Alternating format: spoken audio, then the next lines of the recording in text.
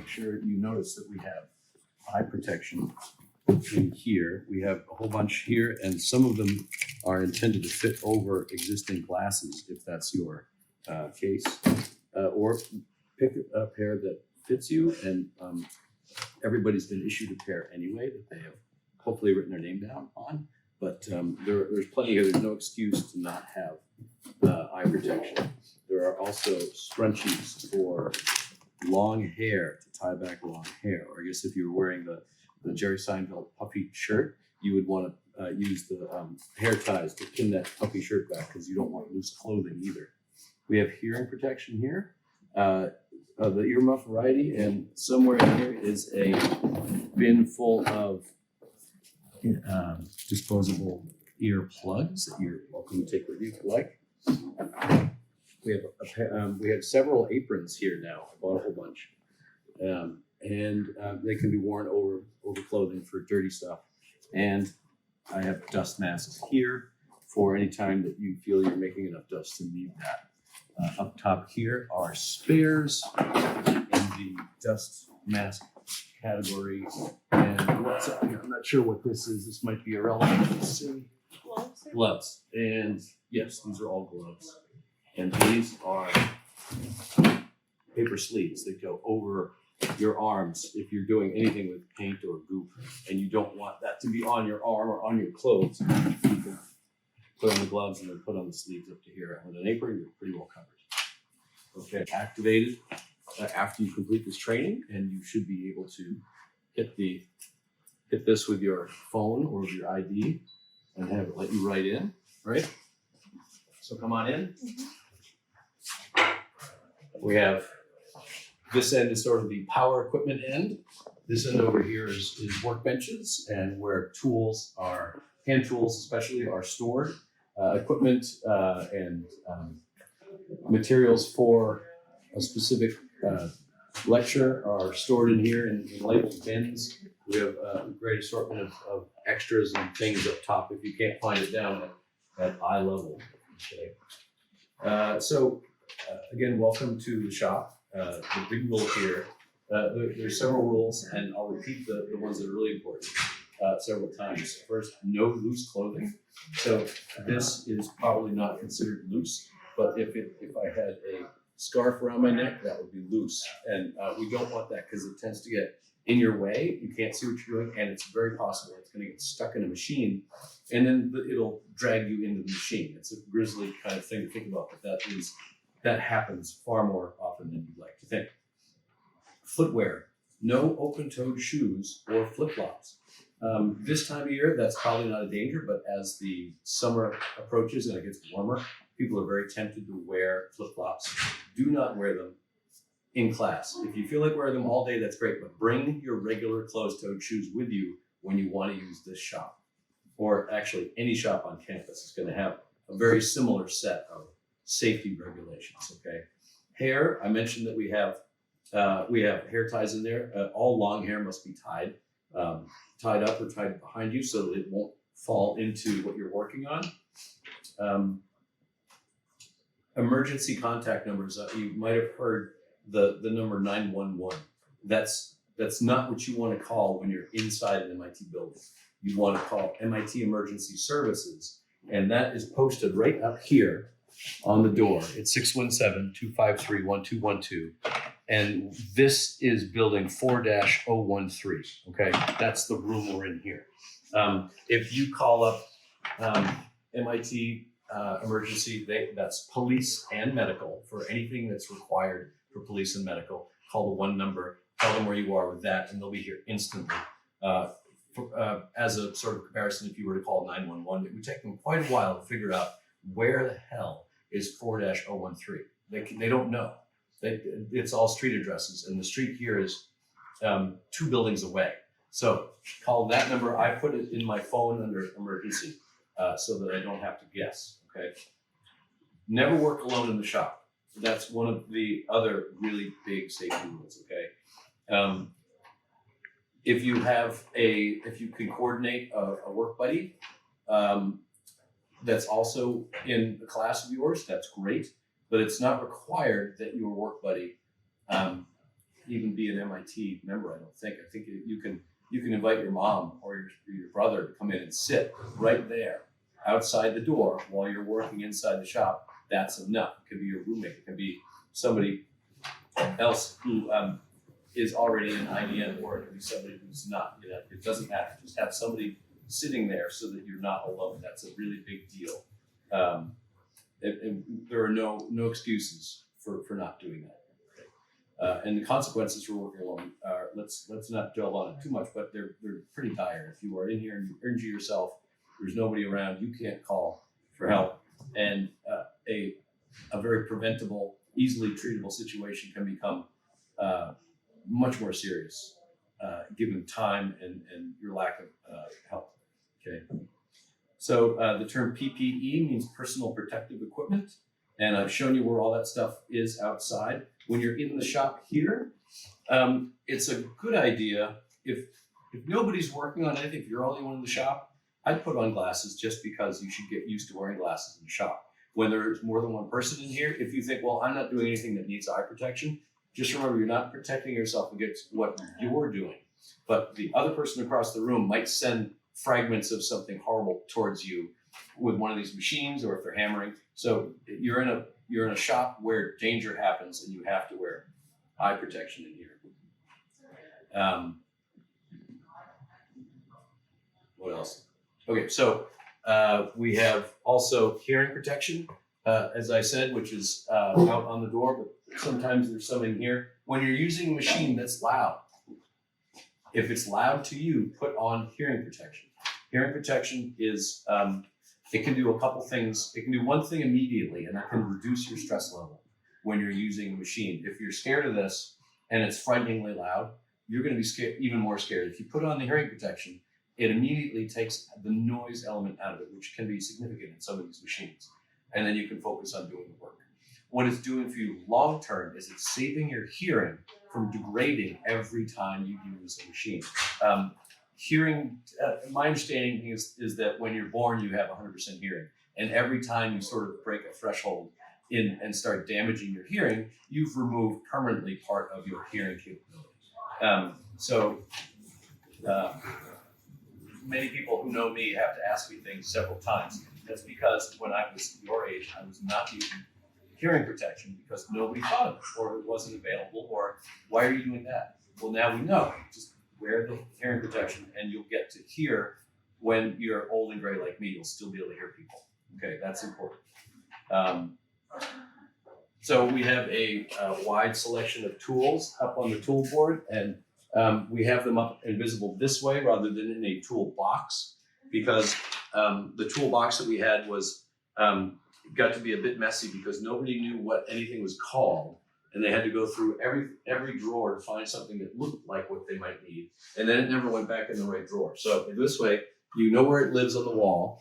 You can maybe figure out what it does by looking at it, and you can always ask somebody and say, what does this do? Or I need to do this. Where do I find that tool? And it's up on the wall, and we can tell if we have the tool available or whether somebody's using it, or whether it's broken and sitting on the table waiting to be fixed. Okay.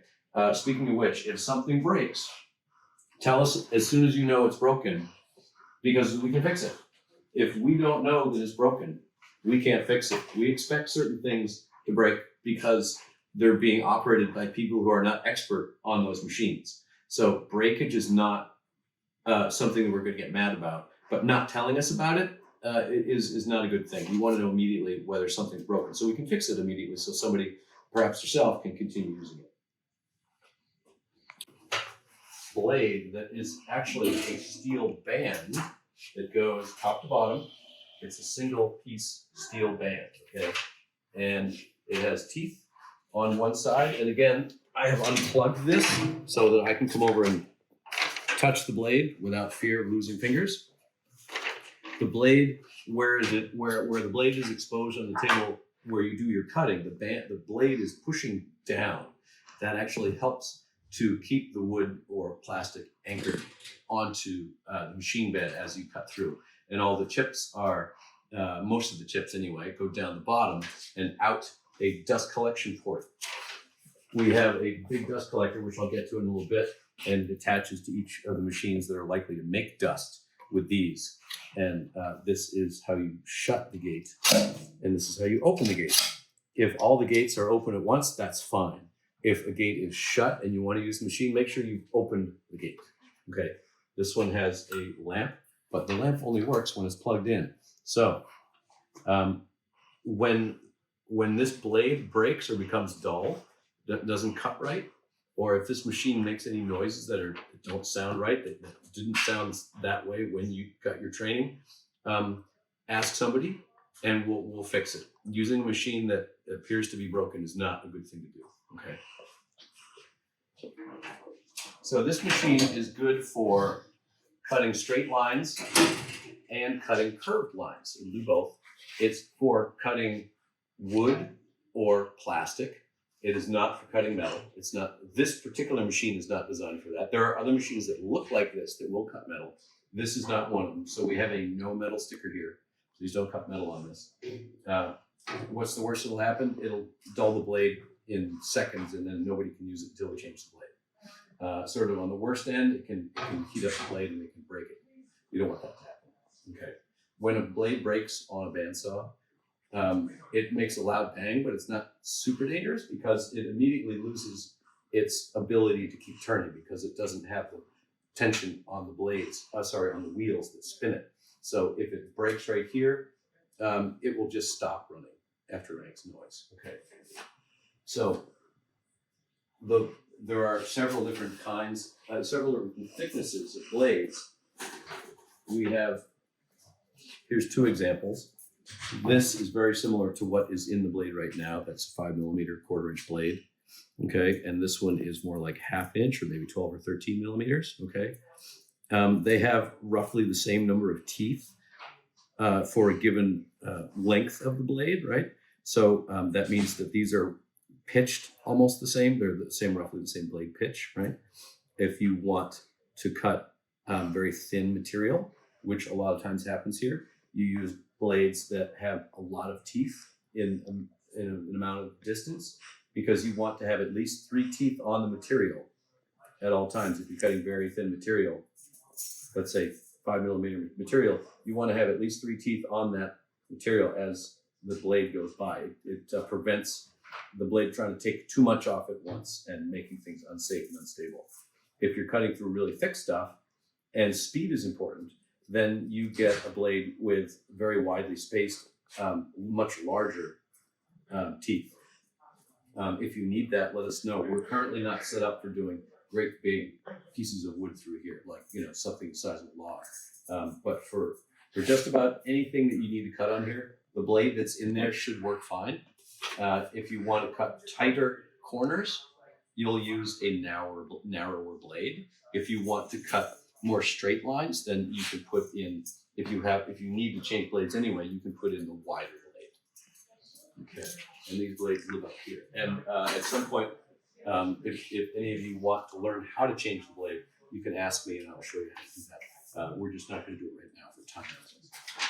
So to use this machine safely, there is a guide right here. This guides the blade. It keeps it from bending and warping around too much. There's another one directly under the table, right? That's the same thing. And this is adjustable. Okay, the top one is. The bottom one stays put, but the top one can be adjusted all the way down to the table and all the way up to here, giving you a cutting height of about that high, okay? The reason this is adjustable is because you don't want to just leave it all the way up and when you're cutting something that's really not that high, because the blade, two things. One is safety. You don't want to have that much blade exposed because if you slip, and if your hand or part of you goes forward, it's likely that you'll touch the blade, which would be unpleasant and dangerous, right? So we close this down to just above the work that we're trying to cut. And that does another thing. It guides the blade and keeps your cut more accurate and straighter. Okay, so you set the guide first, and then if you are cutting a straight line, you can use this is called a fence, and you can use the fence to set the distance you'd like between the fence and the blade. There is a gauge here in inches, although I would not trust it at all. I would always measure between the blade and the fence itself to make sure that you get the measurement you want. The scales that live on the machines are not always correct, and sometimes things get knocked out of adjustment. Another way to cut something is with a miter gauge as your guide. This will allow you to set an angle, anything from 90 degrees to, in this case, 30 in one direction and 30 in the other, right? And this is good if you have to do repeatable cuts, lots and lots of cuts, and you want the same angle every time. You can use this, and you put your material in and you slide it through. This has a bit of a binding down at the end, so you can cut it and you can use it that way. It also works well for 90 degrees. Again, never trust that it's set for any particular angle. If you want it at a particular angle, you have to make sure, using a square, that it is the angle that you'd like, and the angle is related to this track right here. This is the T slot where this goes, and this is your best chance of being parallel to the actual cutting of the blade. A note on that: when blades are dull, they don't always cut in a straight line. So using a fence or a guide may not be a guarantee that you're going to get a straight line or a bevel cut that matches your intention, because sometimes a dull blade will be dull on one side and it wants to cut in a curve. I can discuss more. I can show you examples of that later. All right, so then what I do is, okay, so we also have push sticks. I didn't plan on doing any actual cutting right now, but I can. But it's basically just showing the students how to use a fence real quick, and then showing them how to use the push sticks to, and you can use this with or without the fence. You can have them push something through with this. This can also be used if you have a longer piece, but you're cutting close to the end.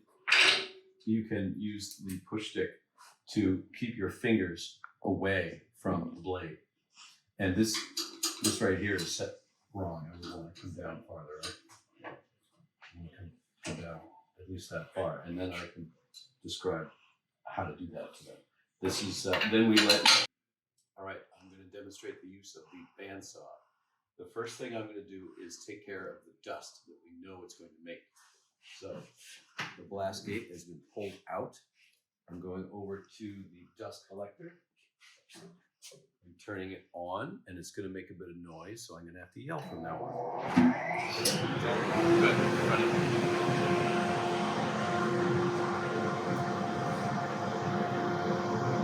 I'm going to cut this curved line right here. I've set the guide so that it's not really wide open. It's just a little bit, maybe 1/4 inch or 5 millimeters above the piece that I'm cutting. I'm going to put on my hearing protection. I'm going to turn this on. For the hand that would have to go near the blade, I'm using a push stick. I'm going to use another hand for the other side.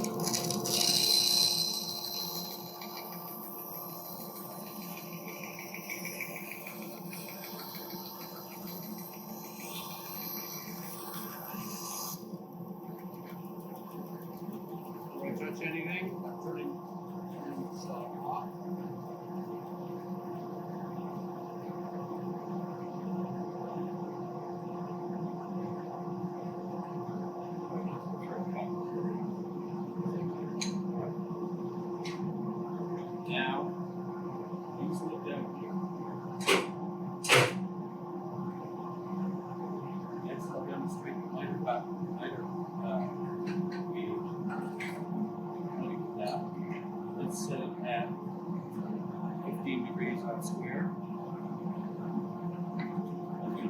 straight edge along here, but have a straight edge being able to turn the saw on.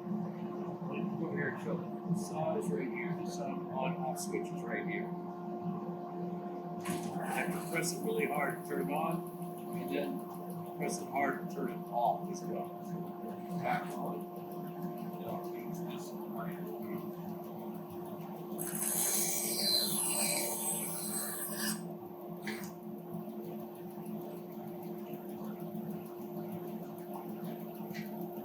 Alright, that's the miter gauge. I'll leave the saw run, and I'll set this up for a saw using the fence. Okay. Fence locks and unlocks here. And then you can slide it where you like. I'm using 2 push sticks. If these blade, it might cut them, but that's why we're using them in our fingers. We don't want to cut fingers.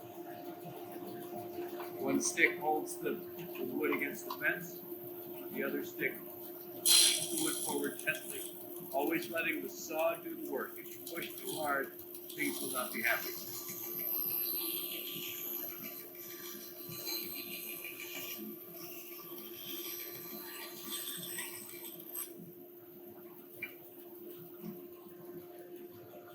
These are magnets.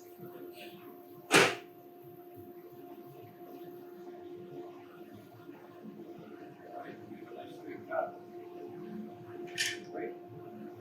That's it. So now we can clean it up.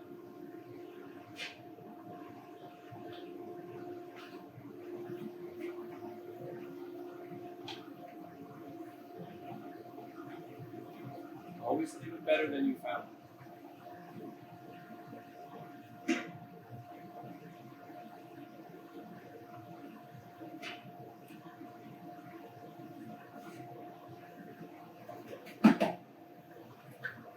We also have a vacuum cleaner back here if you prefer to use that. Now we're going to show you how to use the drill press.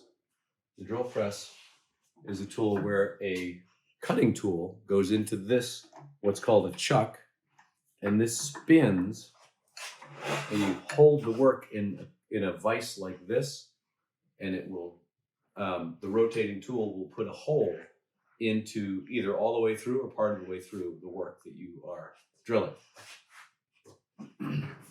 There are a number of different kinds of drill bits.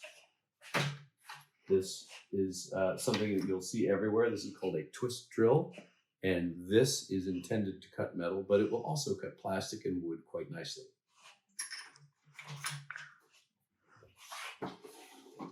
We also have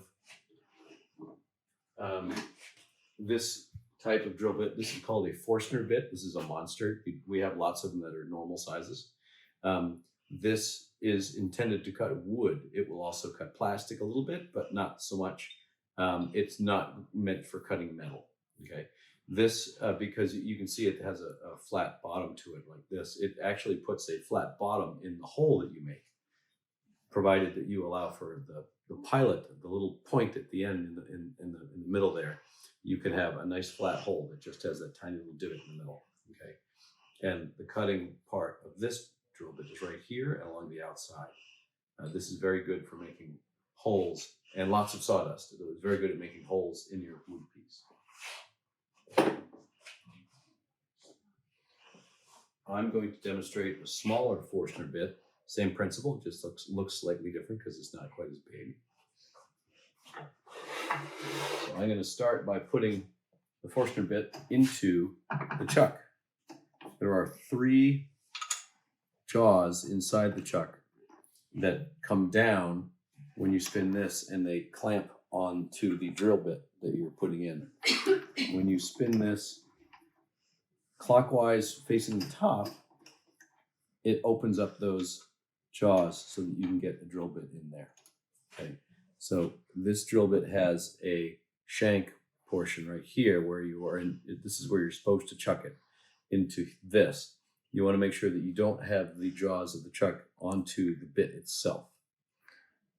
So we'll Now I've opened it too far. Now I'm closing it a bit, counterclockwise or anti-clockwise when facing the top of the chuck, right? And now it's in there. This is not tight, it's just resting in there. The next step is to tighten it up by using the chuck key. This funny looking tool lives on the machine, and it must live on the machine or nobody else can use the machine. This is how you tighten the drill bits. There are 3 holes around the outside of the chuck, and there's this funny, almost look like a sawtooth around it that matches this tool exactly. You put this in here and twist it clockwise or a right hand twist, and you tighten the chuck, and now that is in there. This goes right back where I found it, up here. Okay, so I've selected a bit. That's one of many steps before I can put a hole in my piece of wood.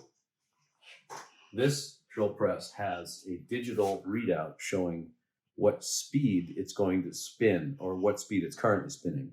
Right now it's not spinning at all, right?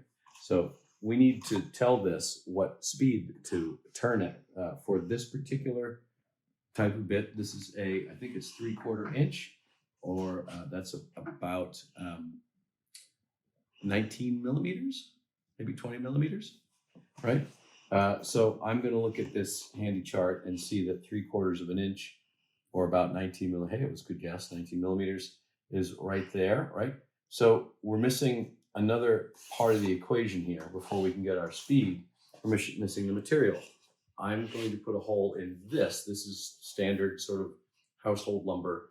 It's not fancy or exotic. This is what you get when you get sort of the most inexpensive kind of lumber. This is softwood. This is pine. So we looked at the chart for softwood, and the curve of softwood brings us down here, and the 3/4 inch 19 millimeter bit size is there. We follow them until they meet, and they meet just above there. So we're looking at between 1700 and 2000 RPM, okay?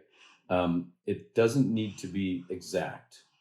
And in fact, on some drills that where you set the speed by selecting a pulley or a gear, you won't be able to get it exact. This one you can get it pretty close, but again, it needs to be within a few hundred RPM when you're up here. So it needs to be probably within 10% of what it is. So if we look for 1800 RPM, we'll be good. I'm going to turn the machine on. This also lives with the machine, leaving this here. So I'm going to, without cutting anything at the moment, I'm going to turn the machine on so we can set the speed. This is the on-off switch. Pulling it on turns the motor on. Slamming it shut shuts it down.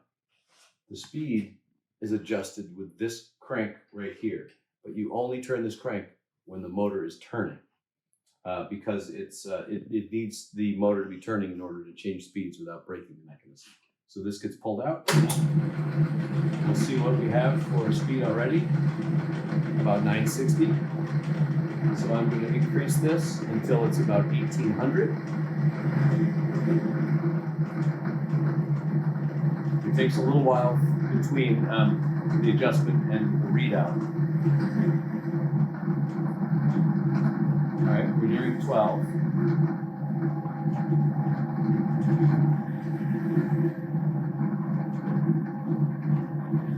And we're at 16, 17, now we're 18. Okay, so we're stabilizing right around 1875. That's great. That's going to be good for us. Okay, so this machine has a light which illuminates the table, which is very nice. It also, the other switch up here, it has a silly little laser, which is virtually useless. Don't rely on this. What it intends to do is put a mark on the wood exactly where the drill bit's going to go, but it lies to you. It's never correct. Don't use the laser. Only use the light. Okay. So we are going to secure this piece of wood in the drill press in this vise, this nice sturdy vise here. Okay. So I want to drill. I'm going to grab another piece of scrap over here. Okay, I'm back. So somebody has left a little bit of aluminum dust in here. And I'm just clearing that out of the way so that the aluminum dust doesn't affect how my wood sits in here. Okay, so I would like to drill a hole through this and then partially through this. Okay, and because if I go all the way through, I run the risk of putting the bit right into the iron of the vise. I'm going to put a sacrificial piece underneath here so that I won't damage the tool bit or the vise. I'll just put a piece of scrap wood in there. And if I go through, it hits the other piece of wood. I'm going to tighten this up. Okay, now we're good. I'm going to put this under here, and there's kind of a big gap here, maybe not quite 5 inches or 250 millimeters, something like that. That's kind of an awful lot. This has a lot of travel, but it's easier if you move the table up so that you're just maybe 5 cm or 2 inches away at the most. And the way you do that is go over here and you loosen up this here, and then you use this crank handle to bring this up to where we want it. Okay, that's a good height. I'm going to crank this back down again, and then I check this table. Ooh, it's a little wiggly. I'm going to crank it down so that it's not wiggly. Okay, good. We're secure. So if I want to put a hole through this piece, but not all the way through the piece that's under it, protecting the vise, I need to be able to stop this where I want it. The way I'm going to do that is with this device here. This is actually called a drill stop. I'm going to bring this down here. I'm going to lower, using these handles, I'm going to lower the drill bit into the area that I want to drill, and I'm holding it up next to the wood so that I can set the depth. This is a really cool thing. Press the button and it moves down like that. If you find that you need to adjust it up or down a little bit, you can use this as a threaded device here, and it stops right against here so that you won't damage. If you do it right, you won't damage the bit or the vise, and you'll get the hole exactly where you want every time. It'll be very consistent.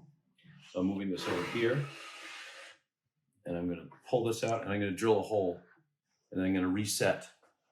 I'll drill a hole all the way through this top piece, and then we'll do a hole partially through the top piece.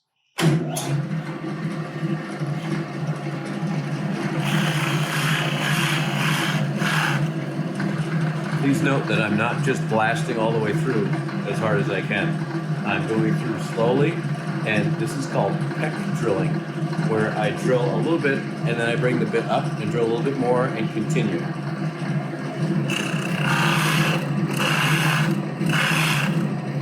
This keeps the hole from being clogged with wood chips, and it allows the bit to run cooler.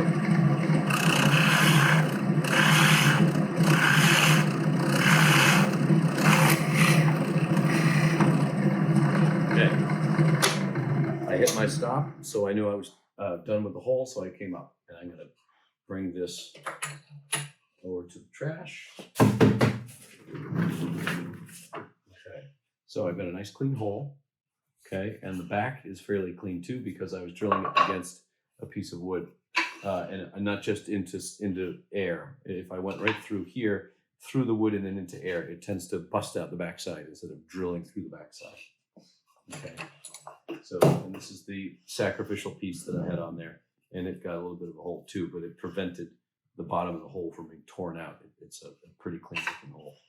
So if I wanted to do that, I would set the drill stop to where I wanted it. Let's say I want to go roughly halfway through. I'm going to bring this down, and that is about halfway through. So now that I've got this where I want it, I can just get out of the way for a second. I'm going to set my stop to right there. And I'll put this back in and clamp it down again. And then I'll do another hole, okay? Again, this hole is not going all the way through.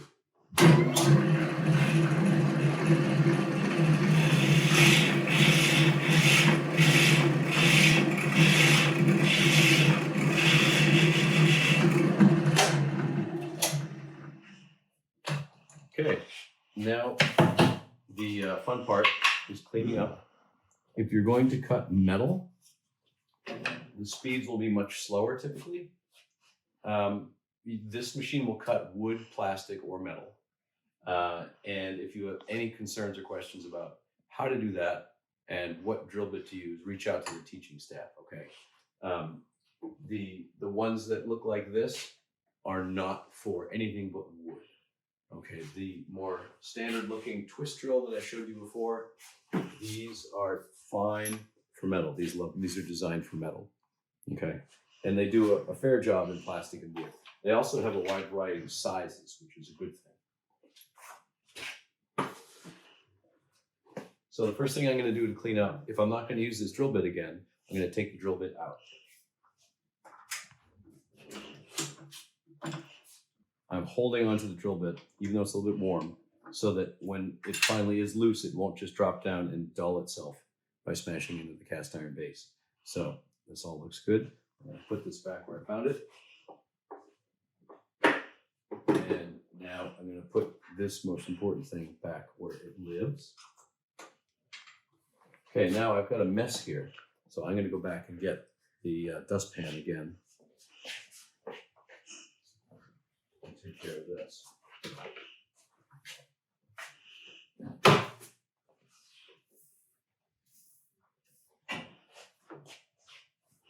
And there's dust all over the floor, which I will get as well. This vise is a bit heavy. It might weigh 10 kg, 20 something pounds. But if you want to lift this off, it makes cleaning a lot easier. And this can go onto the workbench temporarily.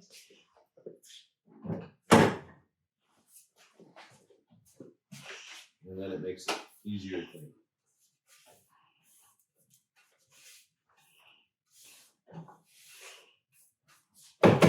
And I will clean the floor, I promise, afterwards. Okay, hi again. Now we're going to learn about how to use the combination disc and belt sander.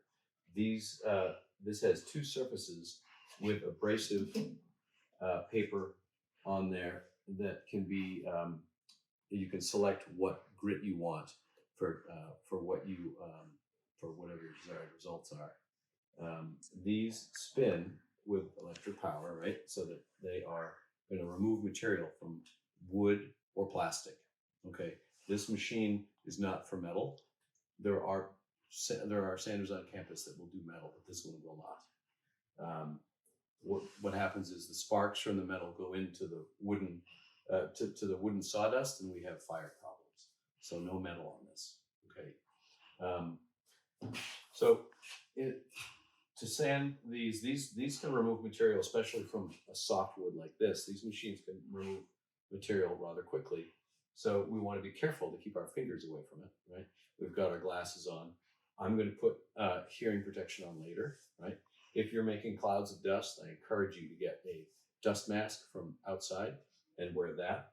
The dust collector will be on when we use this, but that some dust still manages to escape every time, okay? The two different ways to sand are basically about control. The difference between them is control and size of the surface.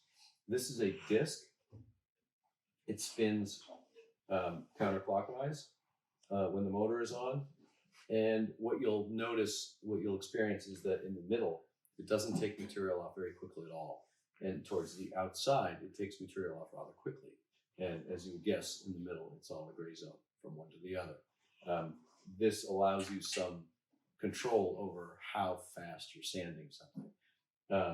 And especially if it's very intricate and detailed, slower is better. Okay. The downside of this, or perhaps the surprise of this disc, is that on the side that is coming out from under the table, it can throw dust up in your face. If you start cutting on that side, you'll see that dust can come up in your face. And in many cases, if you're not very sure what you're doing, it can lift the material up while you're sanding, which can be, at best, it can be surprising. And at worst, it can send the material across the room. So just keep in mind, it's still relatively safe, but you want to be sanding on the side that's going down under the table. So from the center point to the left side is where you want to be. Okay. If you've got something very large to sand, then it's probably large enough so that having the belt come up on that side isn't a problem.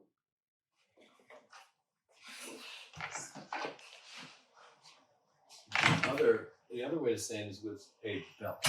This is there's no speed variation. It's all the same speed, and it's a big square block that is nice and flat. In both cases, we have tables where you can adjust the angle so that you can do a square cut, or you can do anything off of square up to, I think, and probably beyond 45 degrees. All right.